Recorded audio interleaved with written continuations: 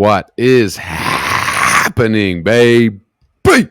Welcome back to the Fantasy Football Huddle presented by the Huddle Chat Sports Network. Today, we are diving deep into those rankings. It's the beginning of August, the beginning of your fantasy football draft research, and now we start to talk the important numbers. We've been talking all the changes in the offseason, and we're going to be continuing that as we get towards the regular season, towards your drafts, and answering any questions that you may have from the offseason. But now it's time to get into the important numbers, the important stats, and we're going to be talking about those players. We're going to be talking about expert consensus ranking, that ECR, as well as what my own personal rankings are. Now, for the sake of this video, these rankings are going to be in the half-point PPR standpoint, so you can adjust your rankings accordingly. I find that it's the half-point PPR is a nice middle ground to get your rankings, whether you're going PPR or non-PPR. It's a nice middle ground. To find your rankings at where you're not overly ranking somebody like Puka Nacua just because of their standpoint in PPR, but you're not under ranking that as well as we get into these rankings. But like I said, we're getting into the running backs. We're starting off with everything where you typically would in your draft. I find the running backs always is where I start my fantasy football research. Tomorrow we're going to be talking about the wide receivers. The day after we're talking about the quarterbacks, tight ends, and so on and so forth. So if you haven't subscribed to the channel yet, I strongly suggest putting the D into that subscribe button right now and subscribing to the channel. And if you're new to the channel and you haven't heard me say it before, you guys have no idea how much it helps when you do like the content. I also follow the thumbs up, thumbs down, just to see what kind of content you guys are most interested in listening to. So I'm not wasting your time, not wasting my time. We're getting you all the important information that you need going into your draft. So without further ado, let's get everything started off right. Fill up your cup, roll something up, and let's get right into the running back rankings. We're going to be starting off right with how we like to do with Saquon Barkley at the number one running back. I don't want you to overthink it too terribly much. I know when you come to that first tier right here, when you're coming with Saquon Barkley, Bijan Robinson, Jahmyr Gibbs, in that first tier, that top three running backs, these are all running backs that you're okay with taking in the first 5 or 6 picks. These are running backs that are guaranteed first-round picks coming off of the board. And these are the running backs that you're not really going to spend a ton of time arguing between, because I'd be happy whether I had Saquon, Bijan, or Jahmyr Gibbs. They're all going to be the top 3 running backs. I wouldn't be surprised to hear that any of them lead all running backs in rushing points, in rushing yards, in anything. So you're looking at Saquon Barkley. The reason I put him at number 1 is because his passing usage is absolutely amazing. Even if this team tends to lead more towards a heavy passing approach, you're looking at Saquon Barkley not seeing a ton of discount because of that, because Saquon Barkley still gets heavily involved in that passing game. And not only on top of that, you're looking at him having that number 1 offensive line in running, right, in rushing in the NFL. So you're looking at that besides the fact that they have Kenneth Gainwell no longer a part of the team. So Saquon Barkley is going to be the player that we're going to be looking at the most for that number 1 pick in your draft there. Like I said, don't overthink it too terribly much. It should be an easy decision. But like I said, if you're feeling more towards Bijan, more towards Jahmyr Gibbs, nobody is gonna sneeze at you for picking one of those 3 running backs. Now, once we go into that next tier, starting off with Devon Achane. Now, I think that I'm higher than Devon Achane than most people are at the current moment, amongst the industry of fantasy football analysts at the current moment. I think Devon Achane, you're looking at this offense. I think that people have mostly figured out this Miami Dolphins offense approach as far as not wanting to let them get over the top on them. And this offense is going to run as Devon Achane does. You're looking at how he's going to be able to perform without Raheem Mostert, without that same that same competition that he had behind him with Raheem Mostert. He still does have some decent backup running backs behind him, but Devon Achane, I think it's going to be with his explosivity. That's really going to be the big thing. You're looking at him having, I believe it was like a plus, it was 4.5 yards per carry last season. I believe he was averaging 1 point per touch in fantasy football aspects. Every time he got the ball, he was giving you at least a point in your fantasy football league. Devon Achane, I just absolutely love the upside from Devon Achane, and that's when you really start to get into the running backs with a couple of questions. Christian McCaffrey, Derrick Henry, and the questions really mainly are going to be remaining because of their age. You're looking at Christian McCaffrey, and at this moment, I'm sure you yourself don't really know what to do with Christian McCaffrey. You're hearing all kind of conflicting reports. Do you get Christian McCaffrey because this is the year that he's coming in healthy, and the last time that he was healthy, yada yada yada? You hear all those stories, or is it you're looking at him being an aging running back that's coming off of a slew of lower body injuries that you're afraid to draft? Now you do have to look at the fact that they don't have Deebo Samuel in here anymore. They don't have Jordan Mason anymore. Now that could give you some positivity to think they absolutely trust Christian McCaffrey's health. They're relying on him to be the workhorse that he has been, that made him a top running back in the past. And that's why Christian McCaffrey is still going to be in my top 5 in the running backs. I think Christian McCaffrey, even though he he is getting older, you're looking at that San Francisco 49ers offense. It's going to always run through him, especially now that they got rid of some of those other moneymakers behind him. Now, the next we're going to be talking about is going to be King Henry. I think obviously King Henry being in that Baltimore Ravens offense is going to be beneficial to him.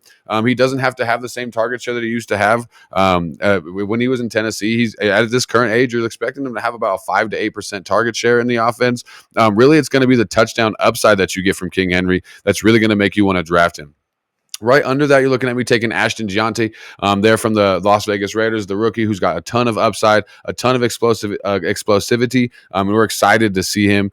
Behind him is going to be Josh Jacobs from the Green Bay Packers. You're looking at him right now, recently going up in my rankings due to the fact that Marshawn Lloyd is going to be missing some time, no matter whether it's into the regular season or in training camp. That's going to allow Josh Jacobs to continue to work on being the workhorse, and not just a workhorse running back, but a 27-year-old workhorse running back and a good offense. And the ton of scoring opportunity that he has in this offense is absolutely amazing. You're looking at him in weeks 11 through 18, scoring 12 touchdowns. You had 2 separate weeks where Josh Jacobs put up 3 touchdowns for you in your fantasy league, and that won leagues for some of my friends, some of my family, and some of y'all that are watching right now. Josh Jacobs is somebody that I'm definitely going to be comfortable having as my low end running back one, or if I'm able to double up and get Josh Jacobs as my number 2 running back, man, the league could be in trouble. Moving on from Josh Jacobs, the next behind him is going to be Chase Brown in Cincinnati, and currently I think he is a little undervalued, but it's hard to put him over any of the running backs that are above him at the current moment. But the value that you get Chase Brown at in that 2nd and 3rd round, in that maybe even that early 4th round, depending on how high people are going on quarterbacks in your league, you're looking at Chase Brown. His usage should increase without Zach Moss in the roster this year. And he has a ton of upside in this offense. This offense has a terrible defense on the other side of the ball from it. They're going to have to score. They're going to have to get out there. And they're going to have to break defenses down. And that's what Chase Brown is special at. So I'm liking taking Chase Brown in that nice, 9 spot. And then number 10 is going to be Jonathan Taylor from the Indianapolis Colts. We know what Jonathan Taylor represents. We know what you're getting out of Jonathan Taylor. And we know the upside that Jonathan Taylor represents if this offense can get going with competent quarterback play. Whether that comes from Anthony Richardson, whether that comes from Daniel Jones, you don't know that yet at the current moment. We will know that by September 7th. But you're looking at 26-year-old Jonathan Taylor still running behind one of the top offensive lines in the league. They just secured Bernard Ryman. I think Jonathan Taylor is going to open up a ton of opportunity for this Indianapolis Colts offense, no matter who the quarterback is. It's all just going to be a safe floor for Jonathan Taylor, but the ceiling is untapped at the current moment. We know what Jonathan Taylor can be, and getting him at that 10th running back position, all you're doing is drafting a man at the current value with a ton of upside. Moving on from that top 10 running backs there, going into Kyren Williams, number 11 from the Los Angeles Rams, Alvin Kamara from the New Orleans Saints, James Conner. That's a ton of veterans right there that have a ton of upside, get involved in the passing games in their offense. They hold the entire running back room in the palm of their hands in their respective offenses, and I'm happy with either of those running backs being my RB2. If they're my RB1 and I waited that late, I would be happy getting them. These would be the running backs that if I did go with a hero wide receiver or a strong wide receiver draft strategy, or not even going running back in that first 3 rounds, Kyren Williams, Alvin Kamara, James Conner, those would be the running backs that I'm targeting as my number 1 running back if I waited too long. Going on from there, you're looking at Kenneth Walker, James Cook. Both Kenneth Walker and James Cook, they have a couple of questions at the current moment. James Cook having the contract dispute right now in Buffalo. Kenneth Walker having a couple of lower body minor injuries in Seattle that we're hearing about at the current moment, but I don't think really either is going to keep either of them from the beginning of the season. You're looking at all reports for Kenneth Walker coming back with his health looking good and looking positive. And you're looking at with James Cook, I think it's going to be one of those situations like you're seeing with Micah Parsons, like you're seeing with Terry McLaurin, where he's going to end up signing. He's just trying to make it a point what he's worth at the current moment. Moving on from there, we got our first rookie here. It's going to be Omarion Hampton. With Omarion Hampton, you're looking at him and Najee Harris both being new to this offense. And Najee Harris had that strange 4th of July firework injury that is taking him out at the current moment. And with being new to the offense, missing any reps and letting Omarion Hampton taking all the number 1 team reps is only hurting Najee Harris. He's allowing Omarion Hampton to get comfortable in this offense, and he's allowing him to get all those first team reps. And I think that Omarion Hampton, honestly, even with Najee Harris before the injury, I think Omarion Hampton is one of those players I'm looking at for a potential breakout. He has a ton of upside. I absolutely love the draft. of Omarion Hampton right now. Behind Omarion Hampton, we got Bucky Irving from Tampa Bay, and I think he's overvalued by a lot of people. I'm a lot lower on him than most at the current moment, just because you're looking at Rachaad White still being a big part of this offense. Rachaad White is still a Tampa Bay Buccaneer, and he's still going to be involved heavily. It's still going to be a 1A, 1B situation. I think Bucky Irving has a ton of upside. He has a ton of potential, but it doesn't come without risk, knowing that they do have that good running mate running alongside of him as that 1B running back. Now, continuing to go down the list, we got Breece Hall going to be next for the New York Jets. I'm really fading a lot of the New York Jets players at the current moment. It's nothing against Breece Hall as the player. I think Breece Hall has a ton of talent. We've seen it, but the New York Jets are not going to have a ton of scoring opportunities. They're looking like a team that's going to be over under 5.5 wins according to Vegas at the current moment, and I just don't think that I really want any parts of the New York Jets offense. Breece Hall would be the one exception that I would really lean towards. After that, you're looking at R.G. Harvey from the Denver Broncos, or you're looking at Chuba Hubbard. Sorry, I went a little farther down there. You're looking at Chuba Hubbard at 19 from the Carolina Panthers. He kind of starts off that list of running backs right there that have a ton of upside. You're looking to get them in your running back to your flex position. But Chuba Hubbard, DeAndre Swift, I kind of see them both being very comparable. They own the entire backfield in their offenses. They're on not the greatest offenses, but offenses that have made tons of improvement, that if things break right, you're looking at Chuba Hubbard being able to have that top 10 upside. Looking at DeAndre Swift being able to have top 15 upside. I like the two of them a lot. I think that the Carolina Panthers are going to be taking a farther step forward this season than the Chicago Bears as far as an offensive standpoint. Not talking about records or anything like that, just talking about your offensive fantasy football production output. I definitely think that the Carolina Panthers are in a better position to do so than the Chicago Bears, and that's why I'm taking Chuba Hubbard over DeAndre Swift. Then we're going down to R.J. Harvey from Denver. I think this rookie has a ton of promise and a ton of potential. He's got a ton of upside, and he's in for a breakout potential season this year. Moving on, then we start to get into this little tier here of David Montgomery, Aaron Jones, Tony Pollard, the veteran running backs. David Montgomery is going to be the 1B in his offense, but you're looking at Aaron Jones having a lot of competition this year, getting Jordan Mason. So Aaron Jones may not even be the 1A in his own offense. And Tony Pollard, you're looking at Tony Pollard. I love Tony Pollard a lot, but the Tennessee Titans may not put him in the opportunity to score as many fantasy football points as you would want, taking him at that 24th running back turn. Now, continuing through the end of everything, you got Caleb Johnson from Pittsburgh, who I think has a ton of upside. You're looking at him being a big winner this year. I've talked a lot about Jaylen Warren, but Jaylen Warren hasn't really done enough to merit taking the starting job yet. It seems like they might be replacing Najee with Caleb Johnson, not replacing Najee with Jaylen Warren. I still do like Jaylen Warren. I have a lot of high hopes for Jaylen Warren. He's still going to be on the list, but you're looking at everything coming out to Caleb Johnson being the guy right now. Then moving on to TreVeyon Henderson from New England. I'm looking at TreVeyon Henderson. A lot of people are really high on him. I think it's hard to deny the fact that when you're looking at Josh McDaniels, he typically likes to go with a running back by committee. And you're looking at Ramondre Stevenson, not much farther down the list than that. So you're looking at TreVeyon Henderson and Ramondre Stevenson, I think, being one of these teams that's going to run in a 1A, 1B situation. I think Ramondre Stevenson, there's nothing that's come out that said Ramondre Stevenson's not going to be the guy.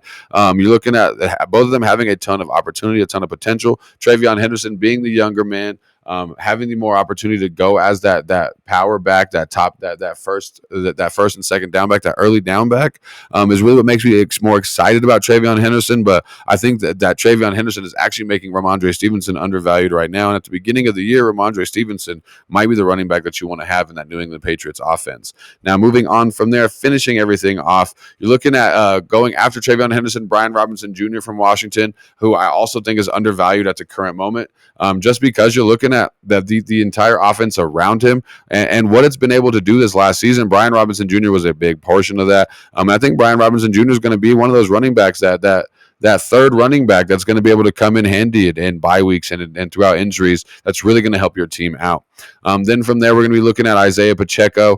Isaiah Pacheco is one of those that has a lot of risk and it kind of baked into his draft stock at the current moment, because you're looking at that Kansas City Chiefs offense. You're looking at Kareem Hunt still being a part of it. You're looking at what they present. But Isaiah Pacheco, why I do like him is because on this offense with the Kansas City Chiefs, he could fall backwards for 10 to 12 touchdowns this season, and nobody would be surprised. I think Isaiah Pacheco has a ton of scoring potential. He just does not have the volume that you would like out of a top 24 running back, which makes him fall just outside of that top 24. Now, Joe Mixon, another person that we were talking about, has been dropping recently. There's been a lot of injuries coming out about that foot lower leg injury. Apparently, it's an injury that he re-aggravated. That was he hurt twice last season. But you're also looking on top of that, even if he was healthy, they have the worst offensive line in the NFL. You're looking at them being mostly a pass-heavy team this season when you're looking at things. And I think there's going to be more competition for carries when you're looking at Nick Chubb. When you're looking at what's behind Joe Mixon, I don't think that there's going to be any really positive thinking about going behind Joe Mixon, at least early in these drafts right now, until we get more information about his injuries. Now, wrapping things up, we got Tyrone Tracy from the New York Giants, who I think is being undervalued right now because of all the hype on Cam Scatterbo. But Cam Scatterbo, as you see down there at 33, is going to be another player that I'm really excited about, excited to see this season. And I think he's in for a high breakout year, especially if you're looking at later on down the season. I think Cam Scatterbo secures the larger portion of that running back backfield and that running back starting position. And I'm excited about Cam Scatterbo, but I think early of the year, you're looking at Tyrone Tracy still having that running back one position, and could be the running back that you want early in the year. And we talked about Ramondre Stevenson right behind him. Quinshon Judkins is one of those players right now that he will be moving up or down in the rankings, depending on what goes on with his legal situation. At the current moment, he's not even signed by the Cleveland Browns. You're adding him in because you know what Quinshon Judkins can represent for this offense. You just have a lot of questions behind him at the current moment. Then we talked about Cam Scatterbo behind that. Then you're looking at Jordan Mason behind him as well, that we've talked about already, as well as Jalen Warren. And then Tank Bigsby, number 36, is somebody that I would really like to put higher at the current moment. I think Tank Bigsby has a ton of upside. There's been a lot of talk about Tank Bigsby being the guy coming out of training camp. And I think Tank Bigsby is going to be somebody that we just as we always are talking about Tank Bigsby as that sleeper running back, as that guy that you want to stash on your bench, because at any point you may be able to need him, and he may be that guy to help push you over. Now that's going to do it for the top 36 running backs in the NFL as far as your fantasy football half point PPR standpoints are going to be going at the beginning of August. Now we're going to be updating our rankings throughout the entirety of August as we get closer and closer to that September 4th NFL kickoff day. We're getting closer to your draft, so don't be afraid to drop any comments below, drop any questions below. We got your back here all the way throughout the entirety of August. We're at least coming out with videos 5 to 6 days a week at this point, if not 2 multiple videos a day, if we can afford it with as far as time goes. We got a lot of things coming down the pipe for you guys, so if you haven't yet, make sure you smash that subscriptions bar as well as that notifications bell and hit that like button. That's going to do it for me today. Like I said, stay tuned for tomorrow's top 36 wide receiver episode and the continuation of what happened in the offseason as far as coaching staff changes, player changes, things of that nature. But as always, ladies and gentlemen, keep your chins up and your attitude down. I'm going to see y'all next time. Peace out.